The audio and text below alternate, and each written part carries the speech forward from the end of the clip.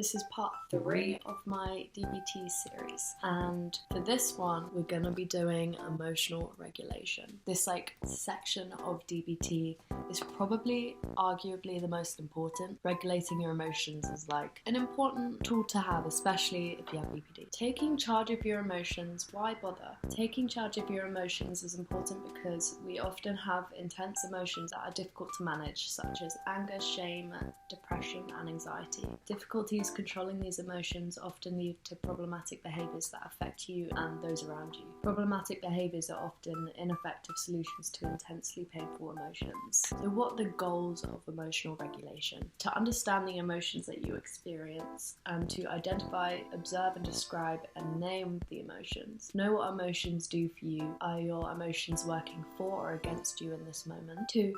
Reduce emotional vulnerability and stop unwanted emotions. Increase positive emotions and decrease vulnerability to emotional mind. Stop or reduce unwanted emotions once they start. Let go of painful emotions using mindfulness and change emotion through opposite action. What are good emotions? Emotions give us information. Emotions provide us with a signal that something's happening. E.g., I feel nervous standing alone in this dark alley. Sometimes our emotions communicate our gut feeling or an intuition. This can be helpful if our emotions get us to check out the facts. We need to be mindful that emotions are not facts. Therefore, it's important to check the facts about this situation. Emotions communicate to and influence others. Facial expressions, body posture and voice tone say a lot about how you're feeling. They communicate emotions to others. Whether you realise it or not, your emotions expressed by words, face and body language influence how other people respond to you. Emotions motivate and prepare us for action. The action urge connected to specific emotions is often hardwired. CAMs love abbreviations. I think that's what you call them. ABC, please. How to increase positive emotions and reduce vulnerability to emotional mind. A. Accumulating positive experiences. B. Build mastery. C. Cope ahead of time with emotional situations. P. Treat physical illness. E. Balanced eating. A. Avoid mood altering drugs. S. Balanced sleep. Get exercise.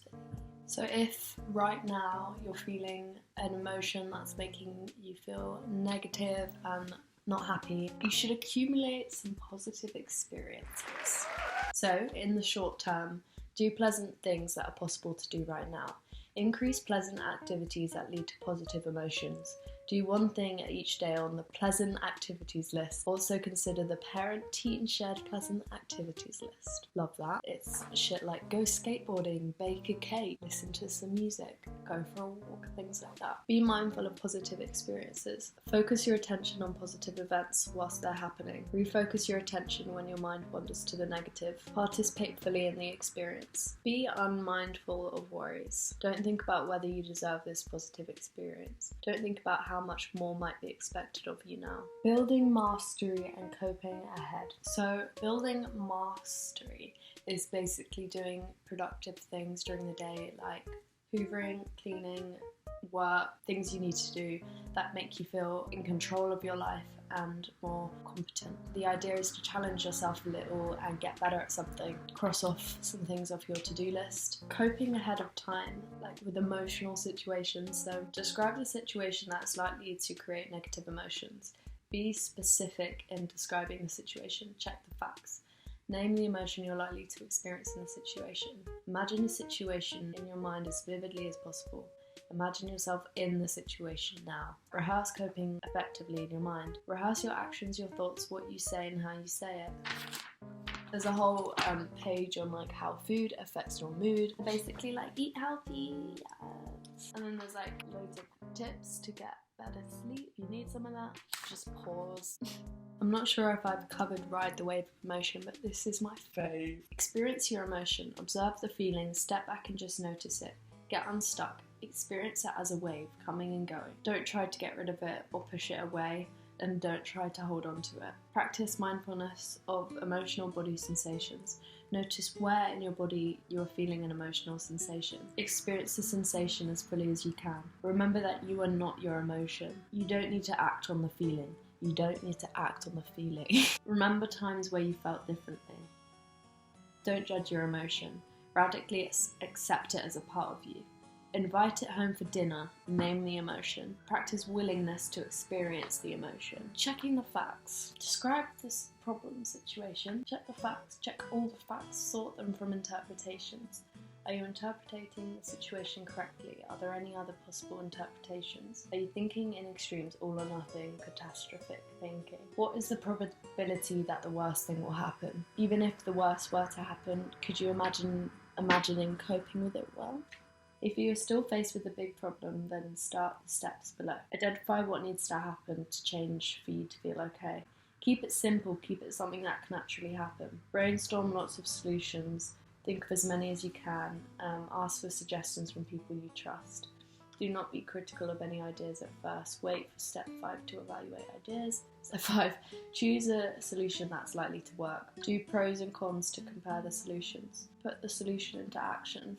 Evaluate outcomes. Did it work? Yeah, reward yourself. Didn't work? Reward yourself for trying and don't give up. So what is opposite action? Emotion, opposite action. Fearing anxiety, instead of escaping or avoiding, we approach it. Over and over, confront. Do things to increase a sense of control and mastery over fears. When you're angry, instead of attacking, you should gently avoid. Gently avoid the person you're angry with rather than attacking. Take time out and breathe deeply and slowly. Be kind rather than mean or attacking. Try to have sympathy or empathy for the other person. So sadness, instead of withdrawing, becoming passive and isolating, you get active and you approach, don't avoid, build mastery and increase pleasant activities. So shame, face the music. When your behaviour violates your moral values or something shameful has revealed about you and the shame fits the facts, apologise and repair the harm when possible. Forgive yourself and let go. Love. Stop expressing love when it doesn't meet the facts. So if the relationship is truly over, not accessible or abusive, just stop expressing love. Avoid the person and distract yourself from thoughts from the person. Remind yourself why love is not justified and rehearse the cons of loving this person.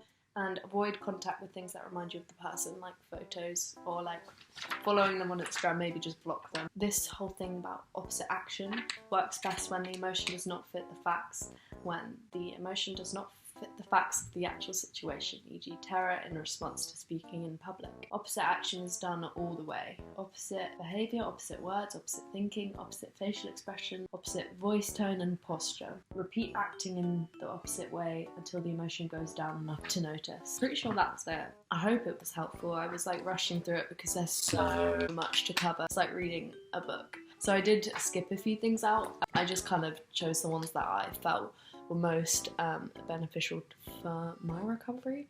And so yeah, I hope it's been helpful. Peace.